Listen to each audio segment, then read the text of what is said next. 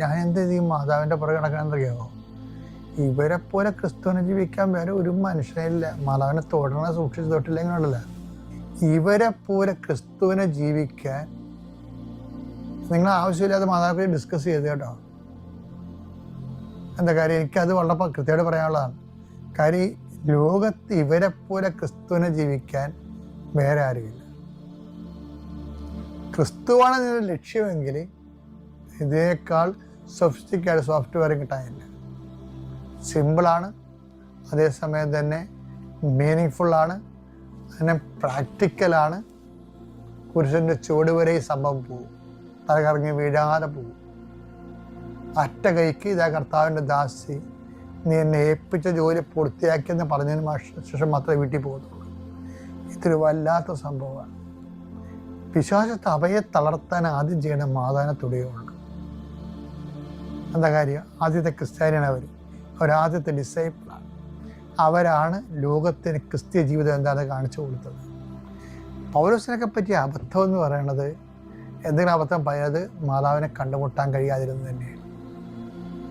അതിൻ്റെ പേരിലേക്ക് അങ്ങേരുണ്ടാക്കിയ ഒരു ജീവിത രീതിയുണ്ട്.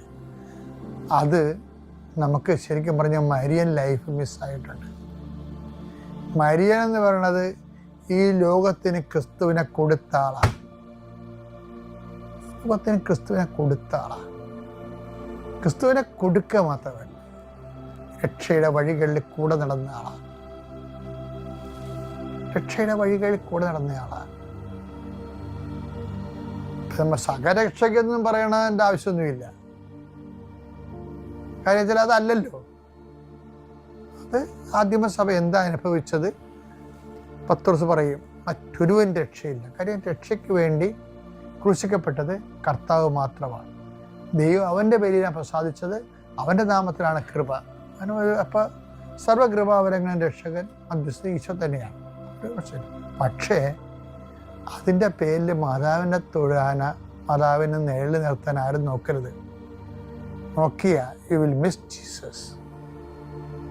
നമുക്ക് ജീസസിനെ മിസ് ചെയ്യിക്കണമെന്ന് ആഗ്രഹിക്കുന്ന ഒരു ഇരുട്ടിൻ്റെ ശക്തി എന്ന് ലോകത്ത് പ്രവർത്തിക്കുന്നതെന്ന് ഓർക്കണം നിങ്ങൾ.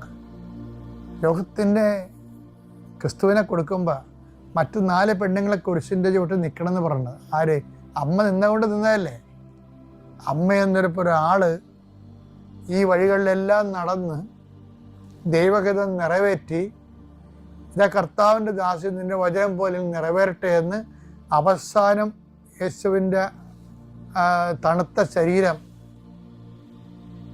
സ്വന്തം മടിയിൽ ഏറ്റുവാങ്ങിക്കുന്ന വരെ അമ്മ അപ്പാടെ വചനം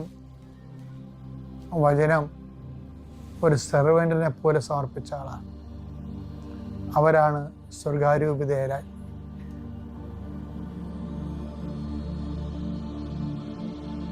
ക്രിസ്തുവിൻ്റെ ആദ്യ മധ്യസ്ഥം. അമ്മ ഒരു സ്ഥലത്ത് കൊണ്ട് ഒപ്പിട്ടാൽ പിന്നെ ക്രിസ്തു ഈശോ ആ ഒപ്പിൻ്റെ പുറത്ത് ഓവർ റൈറ്റ് ചെയ്യത്തില്ല. അതാണ് കാനാ നമ്മളെ പഠിപ്പിക്കുന്ന പാഠം. അതാണ് കൃപാസനത്തിൻ്റെ ലക്ഷോപലക്ഷം അനുദിന അനുഗ്രഹങ്ങൾ കാണുമ്പോൾ വിശ്വാസം ഒരിക്കലും തോന്നാത്തവൻ കിട്ടാത്തവനൊക്കെ എന്തുകൊണ്ടാണ് ക്രിസ്തുവിനെ തേടി ഇന്ന് കൃപാസനത്തിൽ വരണത്? അമ്മ എന്ന 2 അക്ഷരങ്ങളാണ്.